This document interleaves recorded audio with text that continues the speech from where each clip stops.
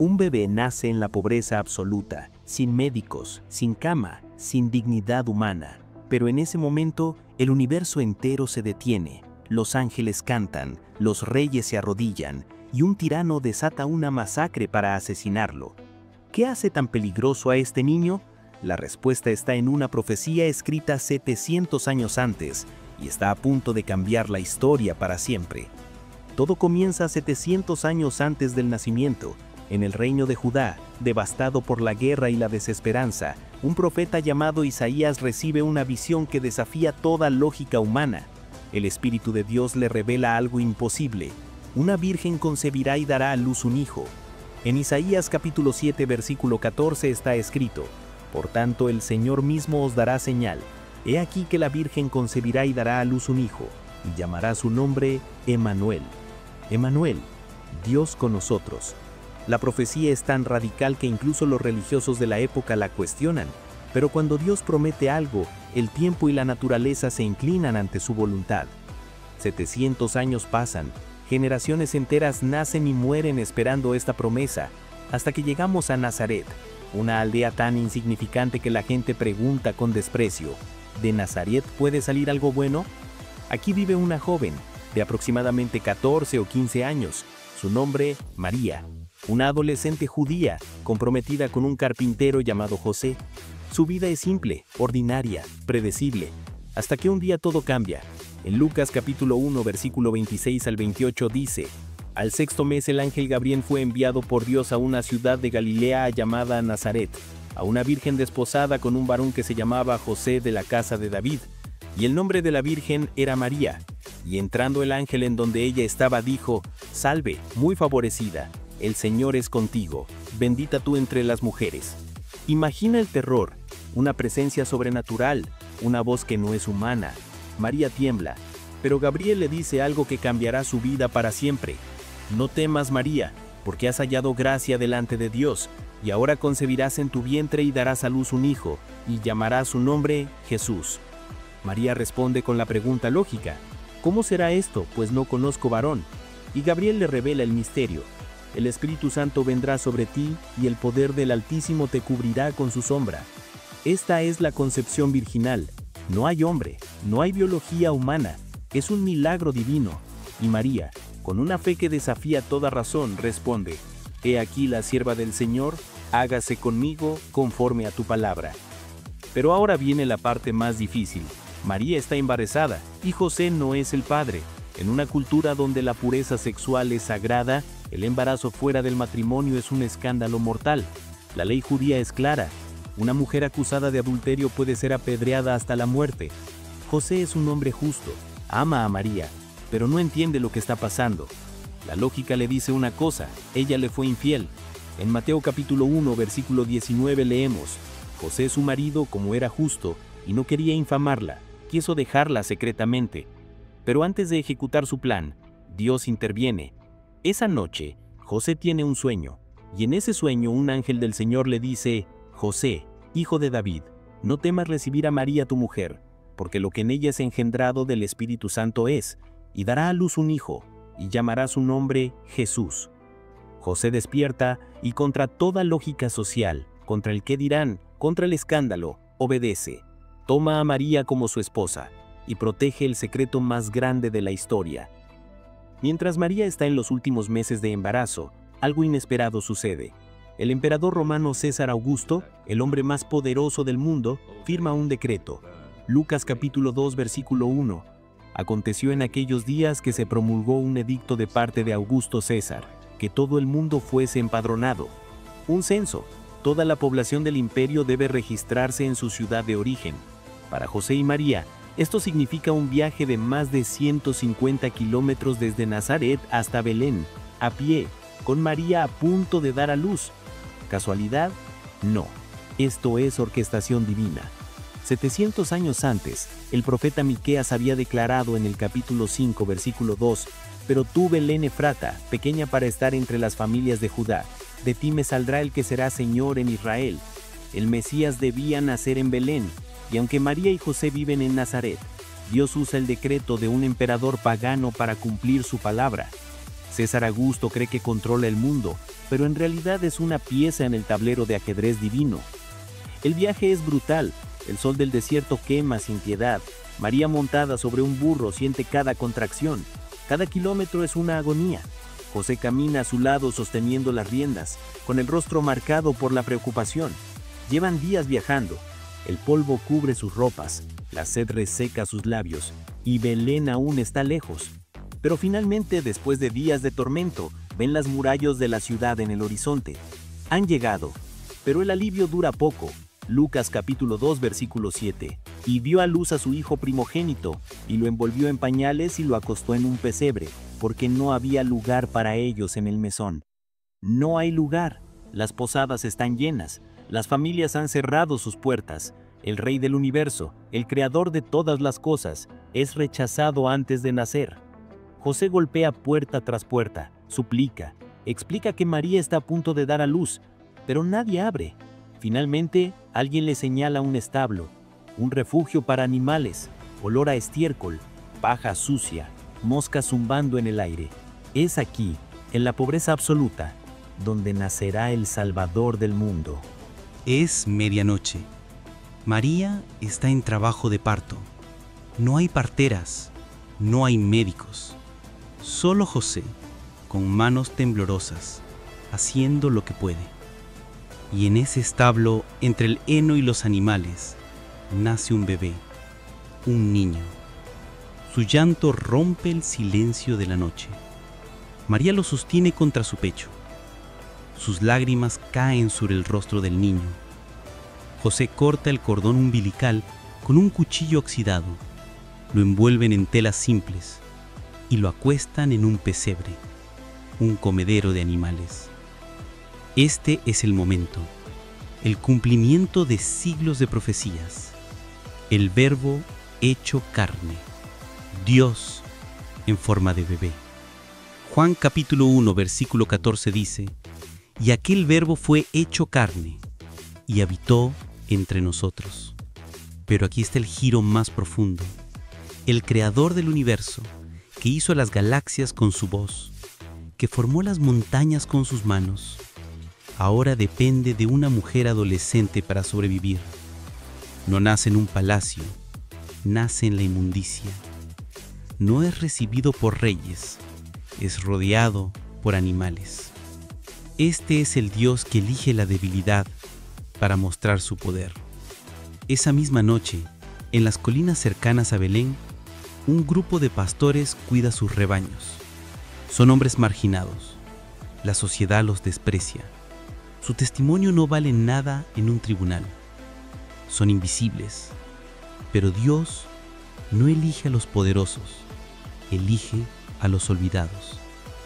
Lucas capítulo 2 versículo 9 al 11 dice: y aquí se les presentó un ángel del Señor, y la gloria del Señor los rodeó de resplandor, y tuvieron gran temor.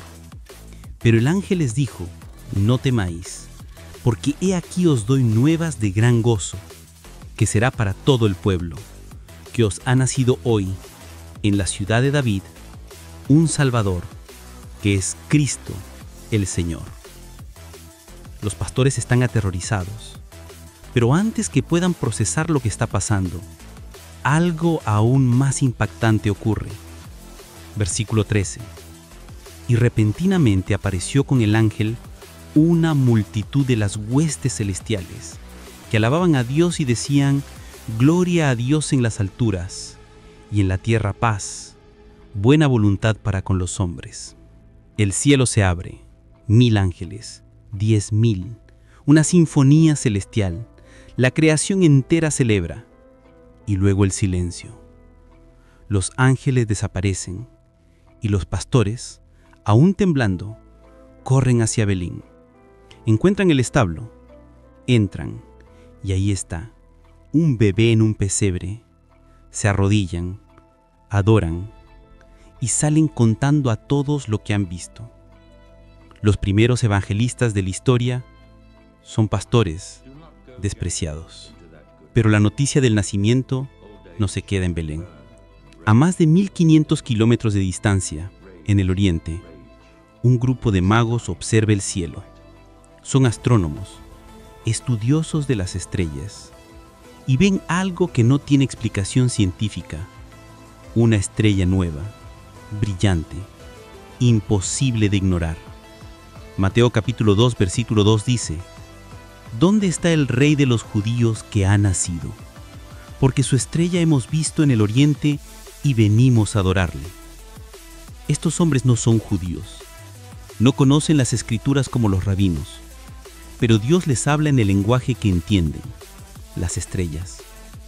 Preparan una caravana, cargan oro, incienso y mirra, y emprenden un viaje que durará meses. Atraviesan desiertos, cruzan montañas, siguiendo una estrella que desafía las leyes de la astronomía. Cuando llegan a Jerusalén, preguntan: ¿dónde está el rey que ha nacido? Y esas palabras desatan el caos. Herodes, el tirano que gobierna Judea, escucha la pregunta de los magos, y algo en su interior se quiebra. Mateo capítulo 2, versículo 3 dice: y oyendo esto, Herodes se turbó, y toda Jerusalén con él. ¿Por qué se turba? Porque Herodes es un usurpador, un rey ilegítimo. Y ahora magos del oriente vienen buscando al verdadero rey. Para Herodes, esto es una amenaza existencial. Convoca a los sacerdotes y escribas. Les pregunta: ¿dónde ha de nacer el Cristo? Ellos responden citando Miqueas capítulo 5. En Belén de Judea. Herodes sonríe, pero es la sonrisa de un predador. Llama a los magos en secreto. Les dice: id y averiguad con diligencia acerca del niño, y cuando le halléis, hacédmelo saber, para que yo también vaya y lo adore. Pero sus intenciones son claras.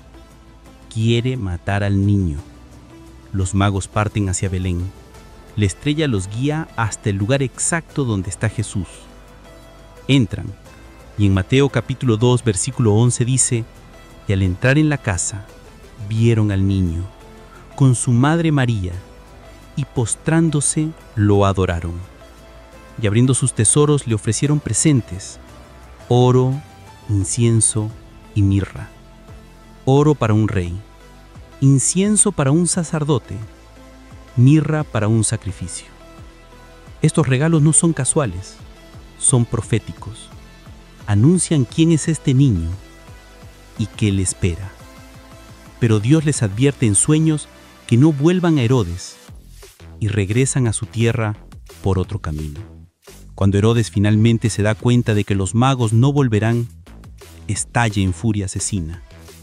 Mateo capítulo 2, versículo 16 dice: Herodes entonces, cuando se vio burlado por los magos, se enojó mucho y mandó a matar a todos los niños menores de 2 años que había en Belén y en todos sus alrededores. Es una masacre. Soldados entran casa por casa, arrancan bebés de los brazos de sus madres y los asesinan a sangre fría. Versículo 18. Voz fue oída en Ramá, grande lamentación, lloro y gemido. Raquel que llora a sus hijos y no quiso ser consolada porque perecieron. El llanto de las madres de Belén atraviesa el cielo. Es el precio de proteger al Mesías. Niños inocentes mueren porque un tirano teme perder su trono. Pero Jesús no está allí.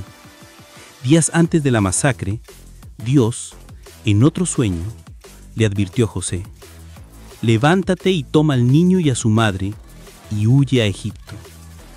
Y permanece allá hasta que yo te diga, porque acontecerá que Herodes buscará al niño para matarlo. José obedece, sin hacer preguntas.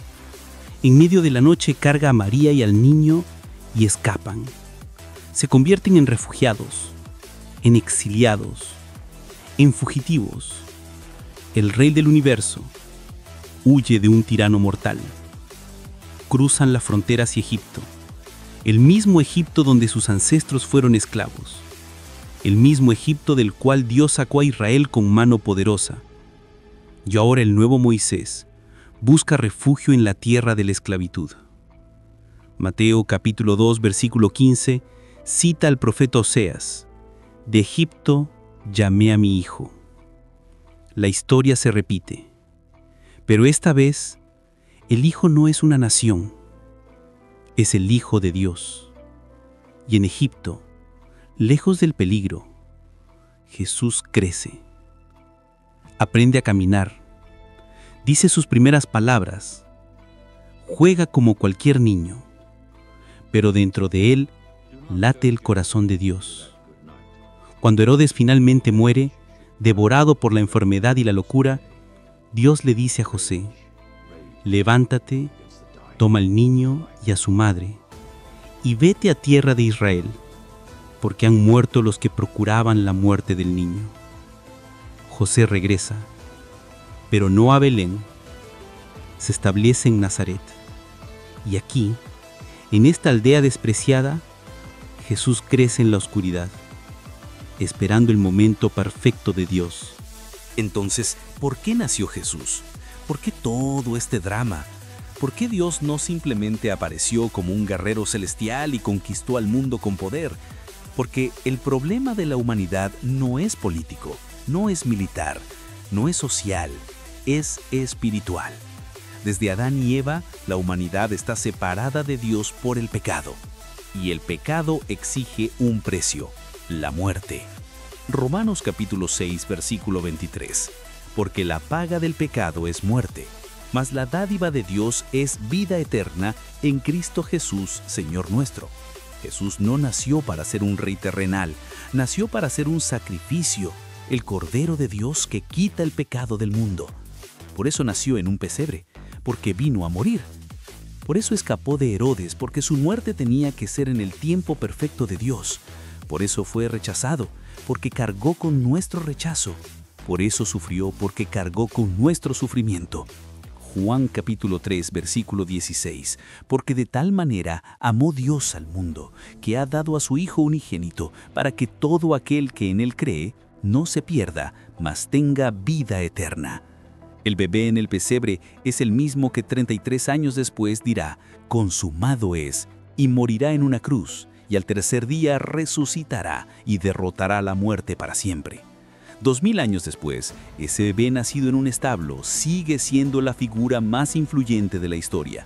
Más libros escritos sobre él que sobre cualquier otra persona, más vidas transformadas, más arte inspirado, más canciones compuestas. Reyes y emperadores han caído, imperios se han desmoronado, dictadores han sido olvidados, pero el nombre de Jesús permanece. Filipenses capítulo 2, versículos 9 al 11. Por lo cual Dios también le exaltó hasta lo sumo y le dio un nombre que es sobre todo nombre, para que en el nombre de Jesús se doble toda rodilla de los que están en los cielos y en la tierra y debajo de la tierra, y toda lengua confiese que Jesucristo es el Señor, para gloria de Dios Padre. El nacimiento de Jesús no es solo un evento histórico, es una invitación, una puerta abierta, una oportunidad para que cada ser humano responda a la pregunta más importante de la vida: ¿qué harás con Jesús? Porque Él no nació solo para salvar al mundo en teoría, nació para salvarte a ti, personalmente, individualmente, completamente. Tu nombre estaba en su mente cuando nació en ese pesebre.